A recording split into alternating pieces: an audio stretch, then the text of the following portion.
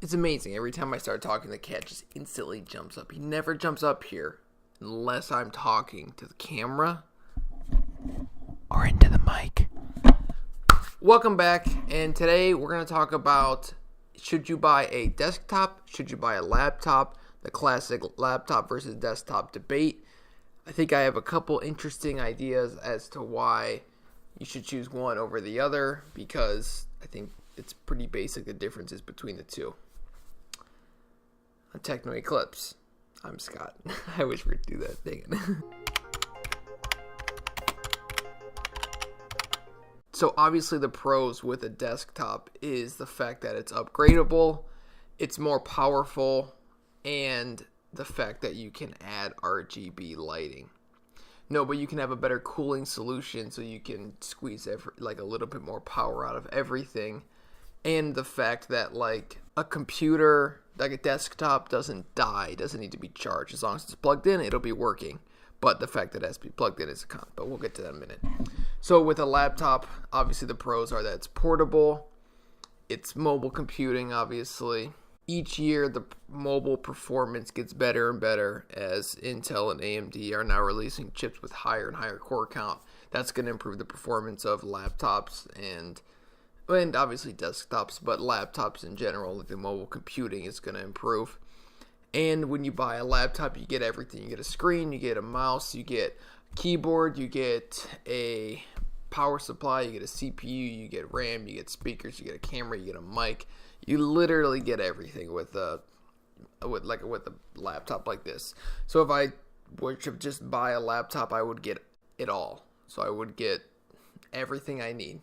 But if I buy a computer, I still need to provide the keyboard, the mouse, and the monitor. And that's one of the cons to a computer. Also, some of the cons are the fact that it's not portable. It's huge. Sometimes it can be loud.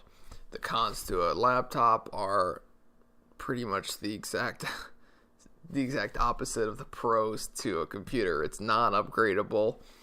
It does need to be charged sometimes. And number 3, it's typically more expensive for less powerful hardware. So that brings me to the point of which one should you get. My personal recommendation for what I do would be to get both.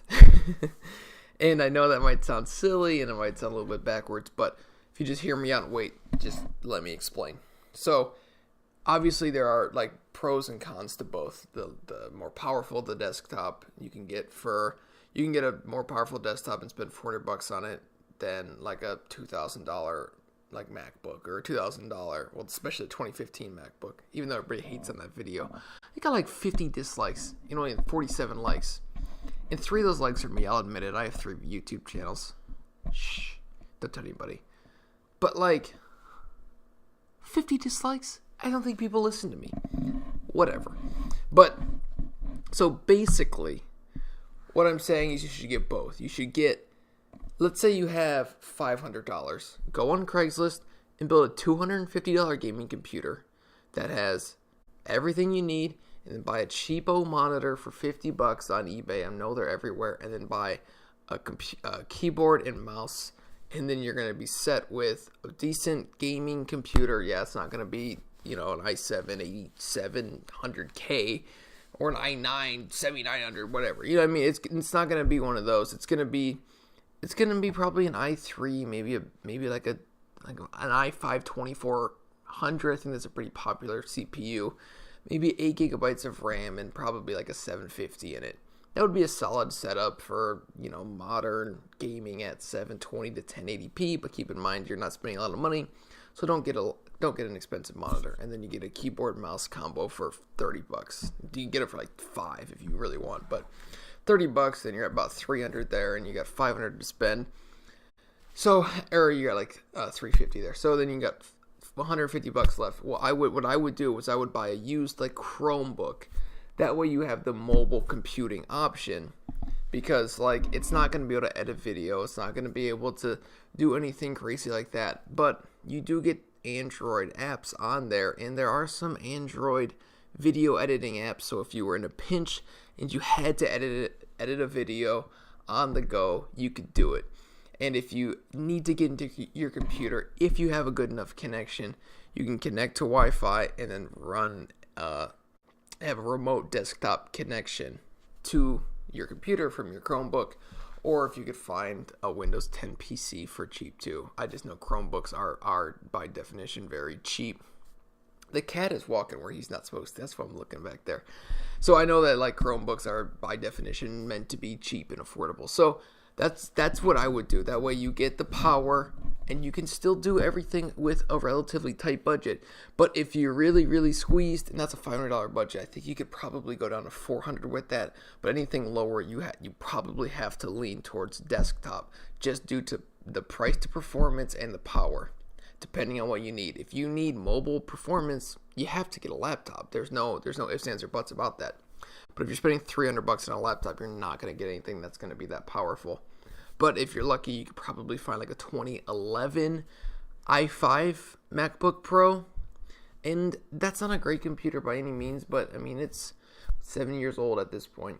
But the RAM's upgradable, so you can get it 16 gigabytes, and that'll be nice. Maybe you probably just need 8, but 16 would be nice for having a bunch of Chrome tabs open. And with the optimization, you're going to get pretty decent performance. You're going to eke out like every last bit of performance. I think he's playing in water. If you were to get like that 2011 MacBook Pro, I lost my train of thought a little bit with the cat. You could eke out any little bit of performance just with the software optimization. So yeah, you're getting an older computer. It doesn't have Retina display, doesn't have anything like that, but everything's upgradable, which is pretty nice. And if you're lucky, if you have a little bit more money to spend, maybe you could try to find an i7 2011 MacBook Pro. That's a really solid price to performance computer. I've seen those for about $400 or $500 if you're lucky. And if you can get something like that for $400 or $500, that's also another good option if mobile computing is what you're into right now. I'd say a 2011 MacBook Pro at 4 gigabytes of RAM. Hopefully it's at 4 gigabytes. And then you can just upgrade it later, upgrade the SSDs when you save up a little bit more money. You know what I mean? You just sort of slowly upgrade it as you save up money. So each month make a plan to upgrade another piece, or every 2 months plan to upgrade another part. Because computers are great because you don't need the best right now. You can get something that'll get you by, and then in a month, if you save up some money, you could add a little bit more. Then in 2 months, you get a little bit more. 3 months, add a little bit more. 4 months, add a little bit more. And then at month 5, it's totally spec'd out, and then you're good to go. You got a really powerful computer. So that's exactly what I would suggest to do with laptops and desktops. But I don't know. I'd like to know what you guys do. I actually do have both, but I don't have Wi-Fi here, so I can't even practice what I preach.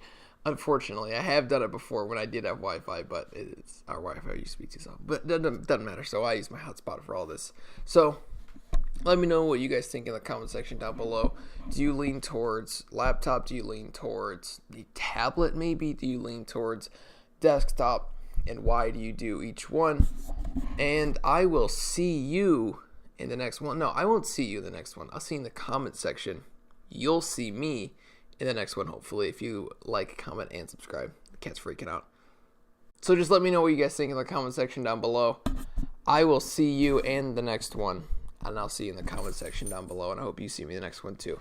We're at 55 subs. We're growing. It's fun. It's awesome. Each time I get a new sub, I text my girlfriend. I'm like, 54, and then I hit 55, and I tell her 55. So hopefully tomorrow I can tell her 56, and then all the way up to 800,000. That'll be good. 800,000 I'll be happy with. So, that's pretty fast growth, but I think we can get there.